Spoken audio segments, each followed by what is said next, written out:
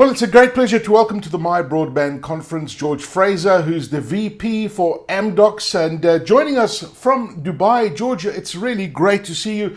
Thank you for joining us at the conference this year. Amdocs is an interesting company. Tell us a little bit about Amdocs and the history of Amdocs. Yeah, of course. So we're a leading provider of software and services for primarily the telco space, but also TV, entertainment, and media. So we've been operating for 35 years. The big names in the media industry and the communications industry are our customers, whether that's an AT&T, a Telefonica, a T-Mobile, and when we look in Africa, people like Telcom and MTN and others. We conduct on a global basis. As I said, we've got development facilities all over the place, whether that's Brazil, Canada, Cyprus, India, Ireland, the list goes on. But whenever you touch your phone, probably the software in the background is something that we're touching, whether that's when you activate your SIM, whether you get your bill, whether you communicate with customer care, all of those kind of things, we provide the technology behind it. Wow, that's really fascinating. And as you said, activating the SIM exchange with customer service. There's quite a few things that are happening in the background that a normal user does, takes for granted to think that happens automatically. So, Amdocs technology behind it. Tell me about your story in Africa. How long have you guys been here? Over 20 years now. So we've got a really strong and growing customer base.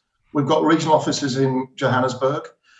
We serve customers like Telkom, MTN, Safaricom, Vodacom, Orange, with our billing and charging.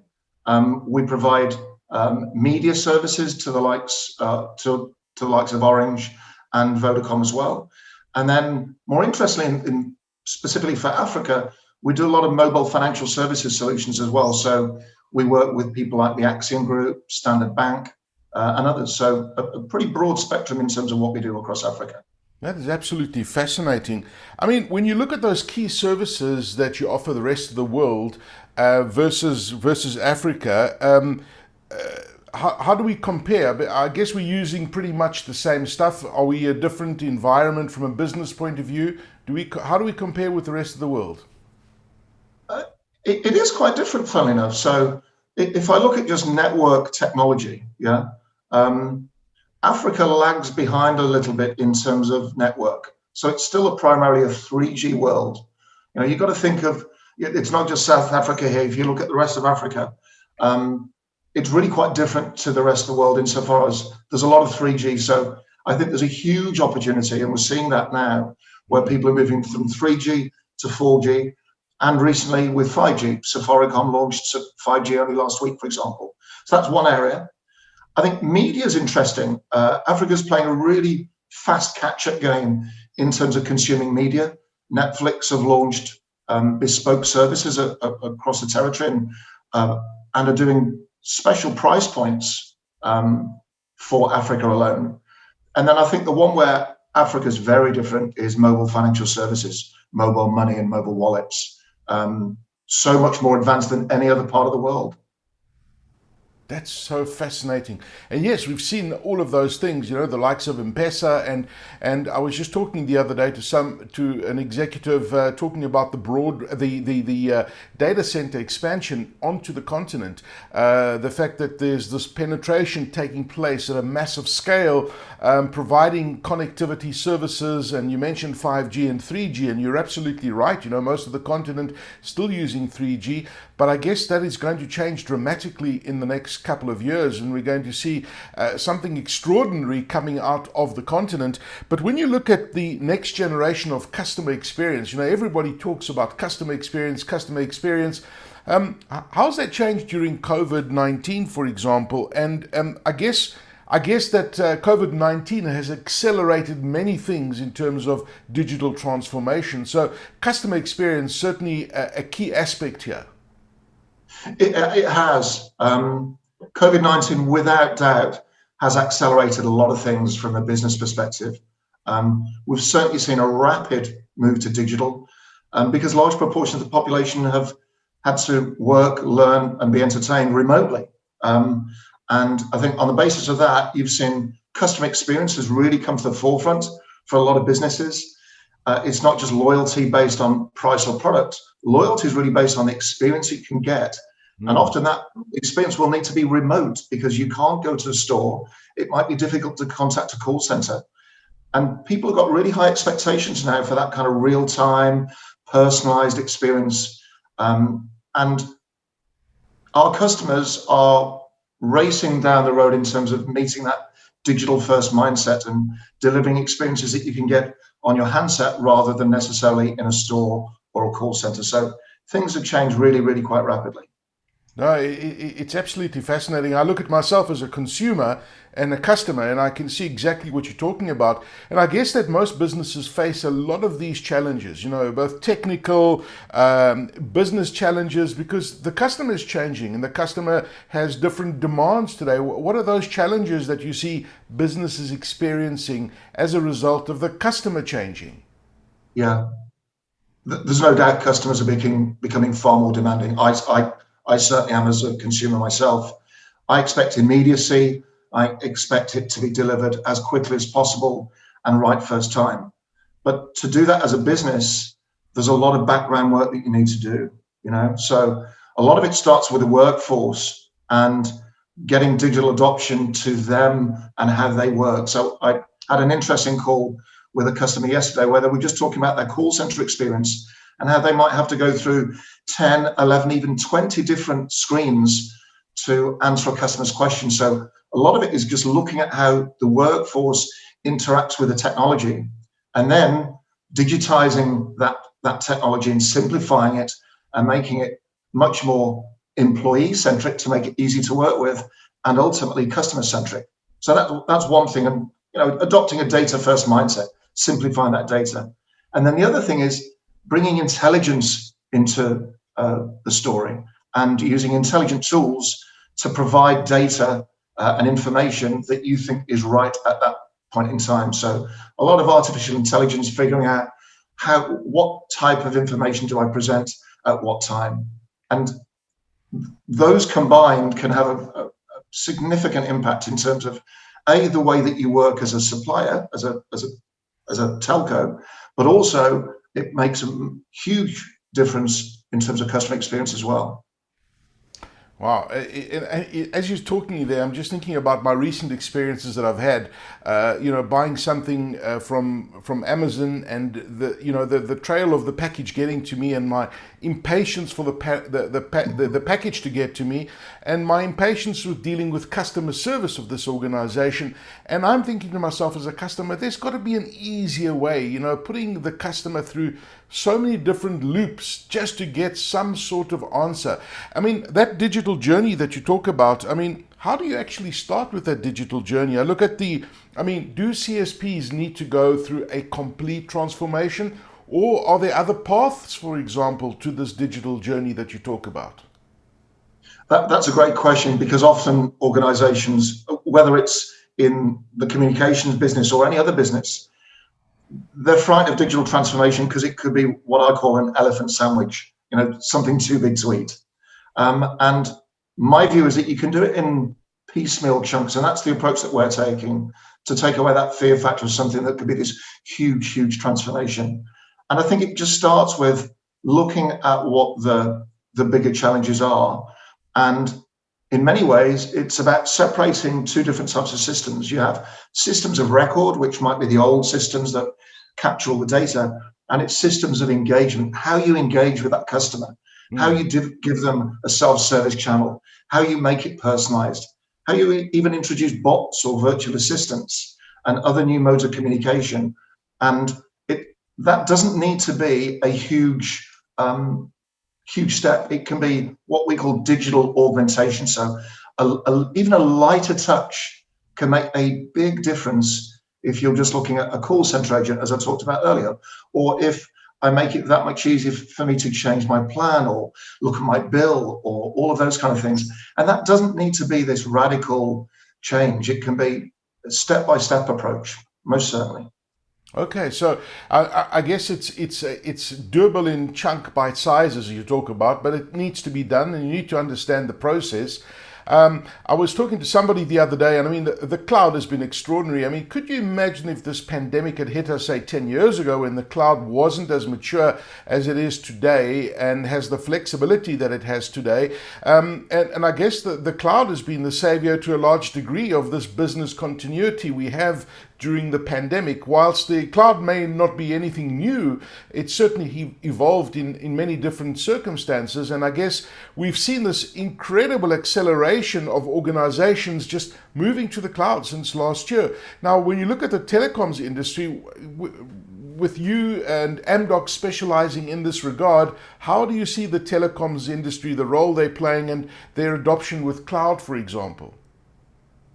Very good question, and I think you're right. Without the cloud, how would we have survived this pandemic? You know, so for me, the telecoms industry is at the beginning of this journey. They're scratching the surface for most companies. The goal for me of moving to the cloud is clearing the minds of the vast majority. It's bringing those many different journeys within the organization together into a coherent strategy that works. So it's notable that more senior executives driving cloud transformation have a clear picture of their journey now, but there's still skepticism about the journey. There's a bit of fear. So people are moving that way, but I think it'll take some time. And I think in Africa in particular, the other thing that will be more impactful is as the big cloud providers, the Amazons, the Googles, the Microsofts deploy more across the continent, that will have a big impact too. So in South Africa, it's a very different story. There's rapid cloud adoption, but elsewhere, it's a different picture because of that. Yeah. Okay. But I certainly think people are, what I would say, cloudifying IT. Right. And I think as 5G comes, there's an opportunity to move a lot of work onto the cloud using 5G as well, because you're not restricted upon the fixed architecture that you have, because you'll be able to get high speeds with 5G as well. Yeah, and that 5G is quite extraordinary technology, and I think it's going to change the game for many organizations. And I guess if you don't digitally transform fast enough, I think that 5G has the potential to seriously disrupt many businesses. Now, talking about Amdocs and how you can assist the CSPs in taking that digital journey of transformation, how do you and how can you assist these CSPs? Yeah, so our industry has typically been, you know, old school legacy, big systems of record, as I talked about earlier. And those systems don't necessarily lend themselves comfortably to work in the cloud. So we've worked incredibly hard over the last few years building a new set of technologies that are truly cloud native. And for me, cloud native means it can be set up incredibly rapidly. It can be managed very simply.